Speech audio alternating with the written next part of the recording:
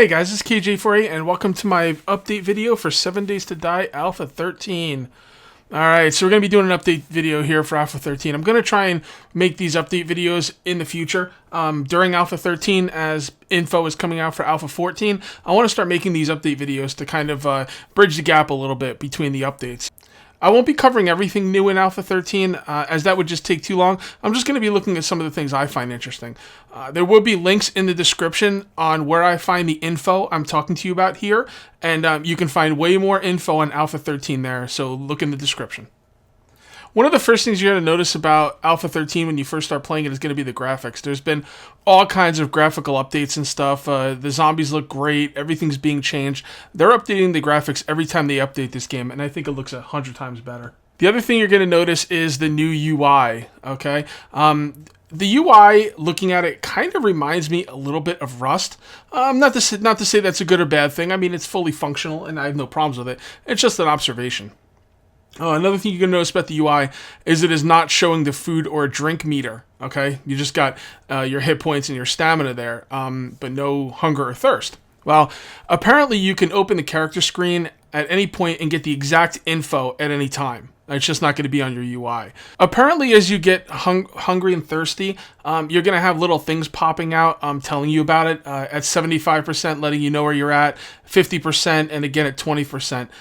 Then they think it stays out for a good long point. I'm just reading this off the forums, by the way.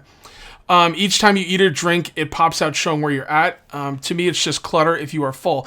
Basically, what the thing is here, they don't want to clutter up the UI with unnecessary info. If your hunger or thirst meter's full, you don't really need that stuff up there. A lot of times, you don't really need your hunger or thirst meter up there. It's just going to clean up the UI a little bit. Another thing they're going to be adding is new hide armor.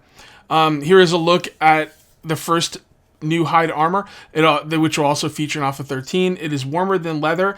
Okay, it's warmer than leather and can be crafted right away in the game to help you keep warm in cold environments and provides better protection than cloth armor. So that's pretty interesting. It sounds like a stopgap between cloth and leather, which is also going to keep you warm.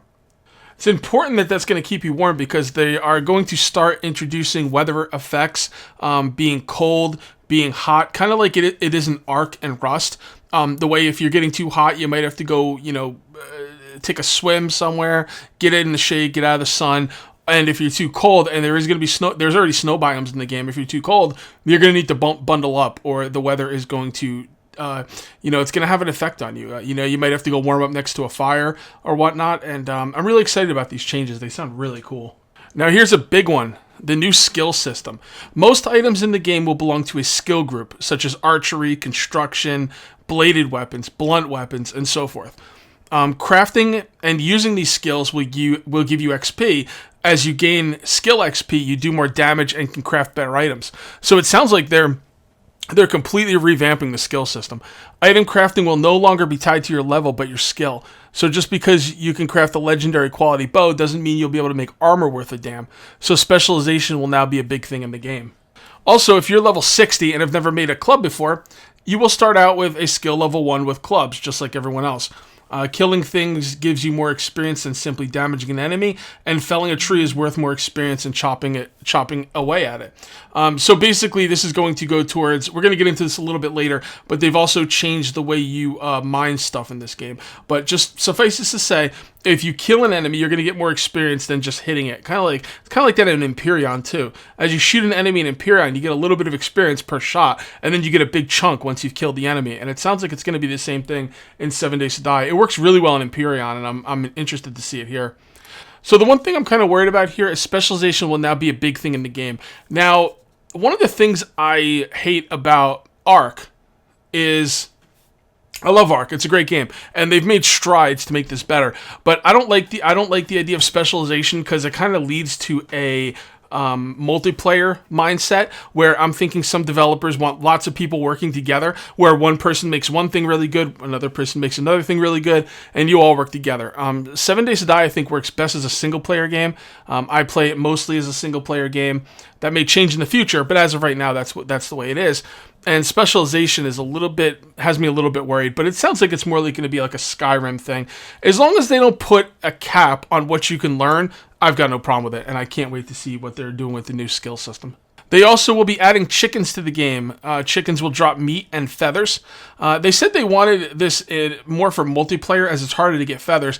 I don't ever remember having a problem getting feathers in multiplayer, but again, I don't play a ton of multiplayer, so, chickens. Sounds pretty cool. They're going to have a new upgrade system. This information's been out a little bit, but we'll go over it here.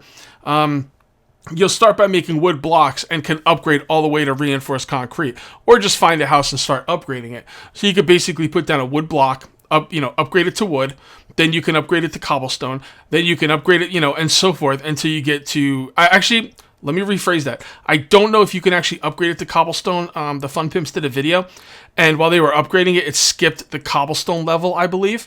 I think it went from wood to like metal or something, but whatever. You get the idea. You're gonna... Basically what that means is you could build a nice big base out of whatever flimsy material you want and then start upgrading it as you have the materials, okay? It sounds really cool. Or you can go to a house that's already built, like a prefab, and just start upgrading that. Sounds pretty interesting, but it is going to take more materials than it would be if you just put that stuff down. Like if you put down wood and you build a base and you start upgrading it to reinforced concrete, which is the hardest item in the game, minus the steel upgrades, but we're gonna, just forget about that for a minute because it doesn't matter for this argument. Anyway, if you put down wood and you get to reinforced concrete, it's gonna cost you more materials than if you just put down reinforced concrete. I probably won't use this system, but it is nice to know that it's there. There's also new mining system. Nothing drops on the ground anymore. It's more like rust, or I'm going back to rust and arc quite a bit here, and I don't really mind them taking these parts from these games because I think these are the really cool parts of these games. I'm not so much on the PvP end of these games, but I really love the way they do these things. So nothing's going to drop anymore. You're going to beat on things to get resources. It's just like every other survival game these days, it seems, but I kind of like it. It works. So you're going to want to use the right tool for the right job. Like you're going to go, beat on a tree with an axe, and you're going to start getting wood, and you're going to get a big chunk of wood once you've knocked the tree down. So they give you incentive to continue hitting the tree. Same thing with mining. You're going to be mining, and the ores on underground are going to get smaller and smaller until they disappear. And, that's the way it's going to be. There's also going to be, you're going to mine cars. You want to use the right tool for the job. Like for when you're mining a car, you're going to want to use a wrench. If you use a wrench, you're going to get better materials out of that car. If you use a knife, say you kill a deer and you use a knife, you're going to get better materials out of that deer than if you're just ripping stuff apart with your bare hands. It makes a lot of sense, and I'm very excited to see what they're going to do with it. It sounds awesome.